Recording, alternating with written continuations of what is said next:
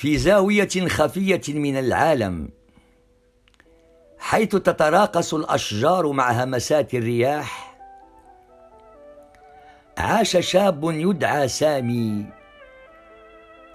والذي كان يشعر بالضياع في روتين حياته الممل كل ليلة. بينما كان يخفو تحت شجرة زيتون قديمة، كانت أحلامه تأخذه إلى عوالم استثنائية.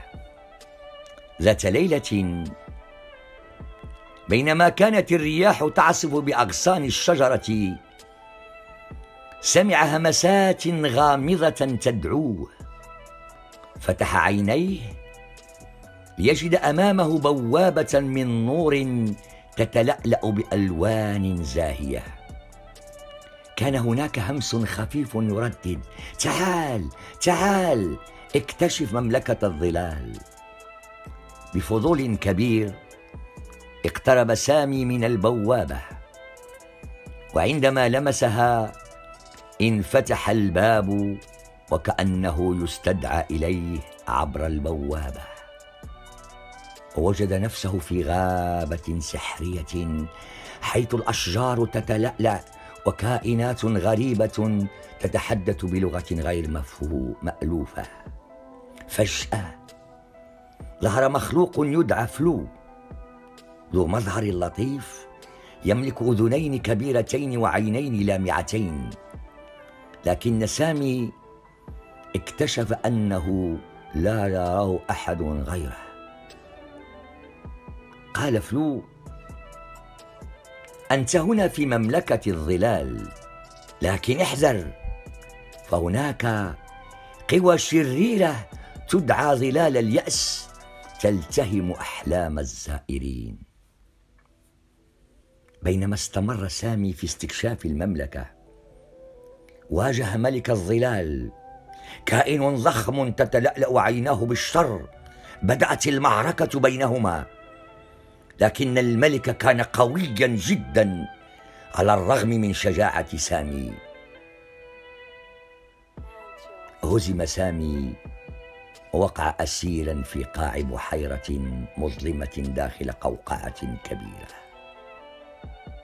داخل القوقعة كان هناك ضوء خافت، واكتشف سامي أنه ليس وحده. كان هناك شاب آخر يدعى رضا، ابن القرية الذي اختفى منذ سنوات. قال رضا: لقد أتيت إلى هنا كدخيل مثلي. القوقعة تفتح مرة واحدة في السنة عند اكتمال القمر، وهي تجمع كل الذين حاولوا دخول مملكة الظلال. سأل سامي بقلق: كيف يمكننا الهروب؟ كيف يمكننا الهروب؟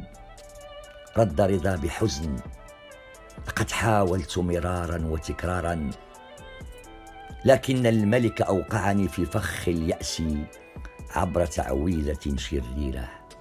بسببها روحي عالقة هنا، ولا أستطيع العودة إلى الحياة الطبيعية.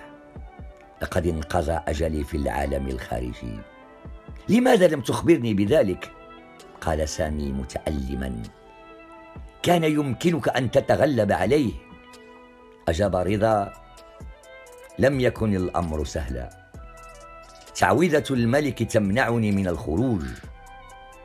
لا يمكنني أن أعود ما لم تهزم الشرور التي تحكم هذه المملكة، لكني أستطيع مساعدتك في ذلك. كيف يمكنني فعل ذلك؟ سأل سامي وهو يشعر بالخوف. رد رضا: يجب أن تواجه الملك بشجاعة.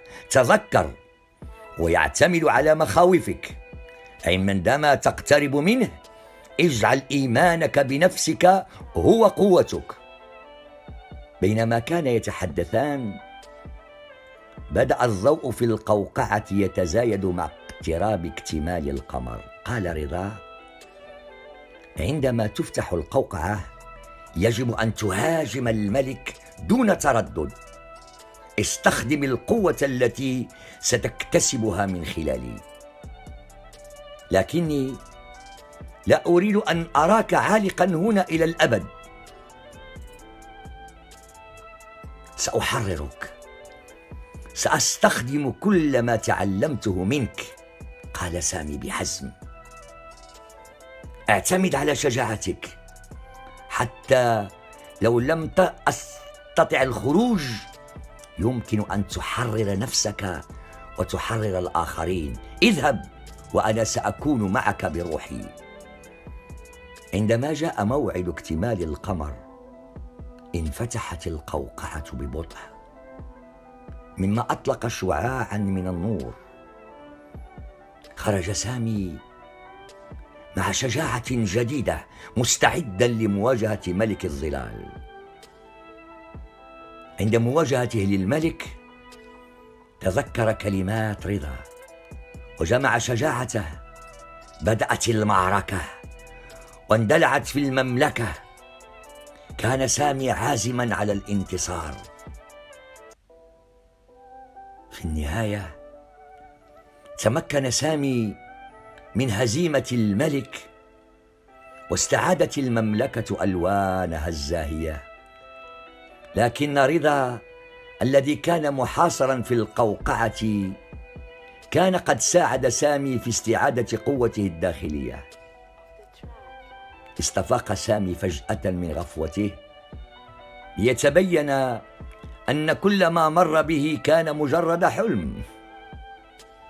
لكن الدروس التي تلقاها في مملكة الظلال كانت حقيقية. أدرك أنه حتى في حياة ممليئة بالقيود ومطبات الحياة يمكن للأمل والشجاعة أن تمنحاه القوة للمضي قدما، وأن الصداقة والإيمان يمكن أن يحرر الروح من أسرها. في مواجهة الظلال يمكن للأمل والصداقة أن يفتح الأبواب المغلقة ويحققان الأحلام، حتى وإن كانت هناك قيود عميقة.